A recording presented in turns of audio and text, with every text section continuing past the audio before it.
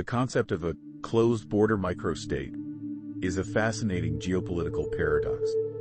In an era defined by globalization, interconnected economies, and the increasing fluidity of national frontiers, the very idea of a sovereign entity, or a self-proclaimed one, that exists in a state of physical sequestration challenges our fundamental understanding of statehood. While nations like North Korea are famously associated with the concept of closed borders, the term takes on a uniquely surreal quality when applied to the microscale. The most compelling, if legally contested, contemporary example of this phenomenon is the Free Republic of Liberland, a self-proclaimed libertarian microstate situated on a disputed floodplain between Croatia and Serbia. Though it is not recognized as a sovereign state by the international community, its ongoing attempt to exist as an independent entity while being physically blocked by Croatian border authorities provides a quintessential case study of a closed-border, micro-territory in the modern age. Liberland was declared in 2015 by Czech activist Vít Jedlička on a small, 7-square-kilometer parcel of land known as Gornja Siga. The territory emerged from a peculiar legal vacuum, due to the shifting currents of the Danube River and the complexities of post-Yugoslav boundary adjustments.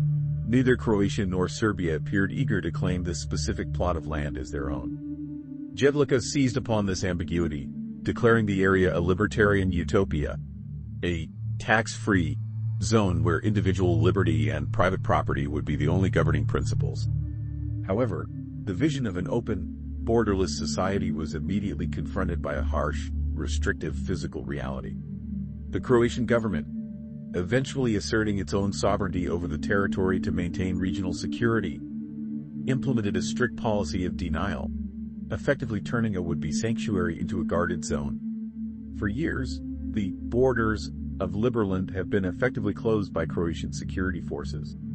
Anyone attempting to reach the territory via the Danube River is typically intercepted, detained, and turned away. This creates a surreal, inverted dynamic. A microstate that ostensibly champions the principles of free movement, unrestricted trade, and open expression finds itself physically locked out of its own claimed territory. Unlike the established, tranquil enclaves of Europe, such as San Marino or the Vatican City, which exist in harmonious, open integration with Italy, Liberland remains a geopolitical outlier. It is a state that exists almost entirely in the digital, symbolic, and bureaucratic realms, while its physical geography remains a restricted, inaccessible, no-go zone under the persistent watch of its neighbor. This situation forces us to reconsider the essential requirements of a nation. If a state possesses a constitution, a government, a flag, and thousands of citizens scattered across the globe, does the physical closure of its borders render the project a failure, or does it represent the birth of a new, cloud-based form of sovereignty?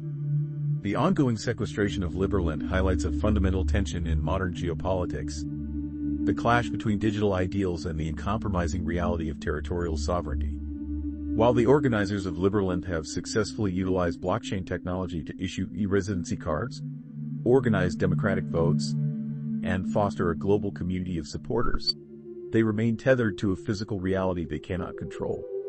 The closed border nature of the territory is not merely a bureaucratic hurdle. It is a manifestation of how traditional state power reasserts itself against alternative claims. Croatia's persistent police presence along the riverbank acts as an immovable boundary, transforming a patch of riparian land into a symbolic chessboard where the state demonstrates its capacity to exclude and control. This environment forces us to examine how a microstate functions when its primary asset, the land itself, is unreachable. For its proponents, Liberland is less about the 7 square kilometers of swampy floodplains and more about the concept of sovereignty as a service. They argue that a nation can exist through its legal frameworks, its community engagement, and its economic contracts, even in the absence of a traditional border crossing. By operating almost exclusively in the virtual sphere, they are attempting to decouple the nation-state from the requirement of physical presence. However, this model faces the inevitable limitation of international recognition. In the eyes of the United Nations and other sovereign nations, a state without secure, accessible, and functioning borders is little more than a collective of individuals. The closure of the border, therefore, serves as the ultimate test of the state's legitimacy.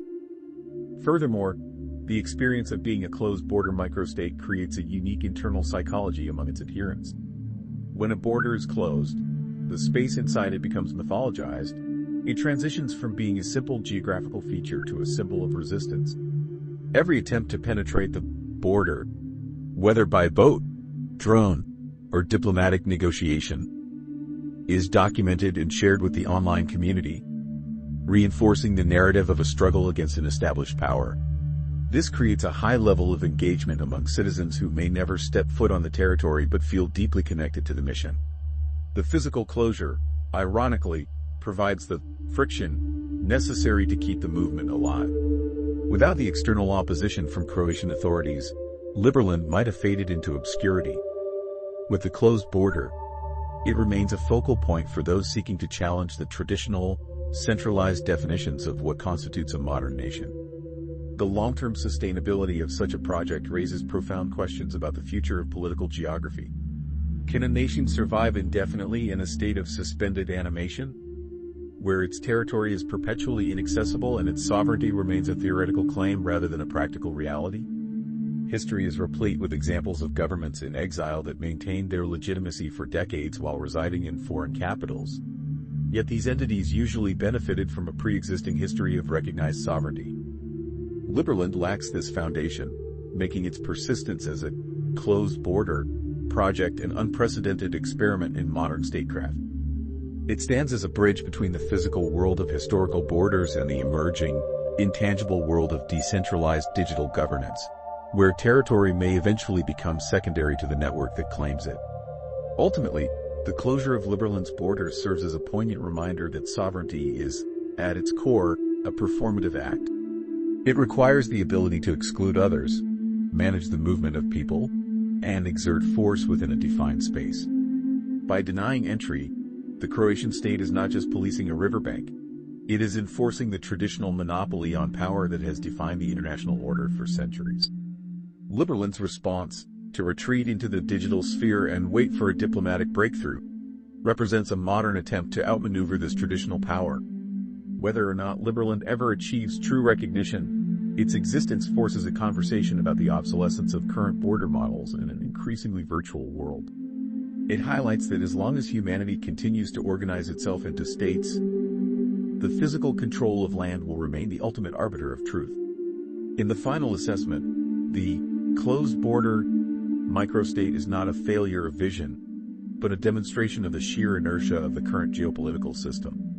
The physical walls may be made of police boats and legal injunctions rather than bricks and barbed wire, but they are just as effective at maintaining the status quo.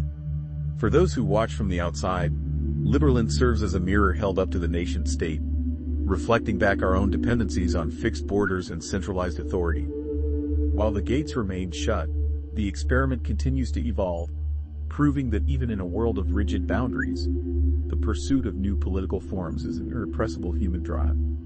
Whether Liberland eventually becomes a recognized sovereign entity or remains a historical footnote, it has successfully challenged the world to reconsider what it truly means to belong to a nation and who holds the keys to the borders that define our lives.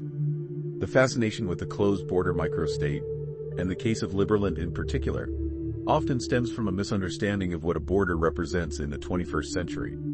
We have grown accustomed to borders as functional lines facilitating trade, tourism, and migration.